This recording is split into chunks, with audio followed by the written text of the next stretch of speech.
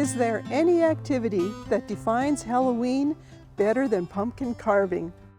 One of my favorite things to do on Halloween is carving pumpkins with my brothers because I get to pick out my own designs. It's a fun fall activity for families, and we are so lucky to have so many available in your local market or from a nearby pumpkin patch. If you buy your pumpkin locally, you can be sure it was picked recently, which means more days and nights of enjoying your Halloween creation. And don't forget to harvest those delicious seeds inside the pumpkin. Just wash them in a strainer and spread them on a baking sheet. Sprinkle the seeds with a little salt and a little olive oil and slide them into the oven at 350 degrees for 15 to 20 minutes.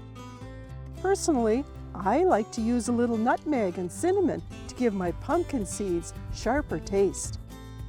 Of course, the best thing about pumpkins is the chance to make funny and ghoulish characters to entertain your neighbors at Halloween. This annual tradition is something children love. I like sports, so I'm doing a football on my pumpkin. Well, this year I did a buck because I really like hunting and it turned out really awesome. Here's a few tips for making your next pumpkin carving a success. Number 1, before carving, keep your pumpkin out of extreme temperatures. If it is a hot day, place the pumpkin in the fridge. And if it's cold, bring the pumpkin inside. If pumpkins freeze and thaw, they'll rot faster. Number 2, keep your pumpkin out of direct sunlight. Bring it inside or find a shady place on your porch.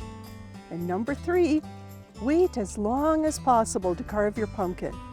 They start breaking down after you carve them, so save your masterpiece for 1 to 2 weeks before Halloween. For more information about pumpkins and to find your local pumpkin patch, go to minnesotagrown.com.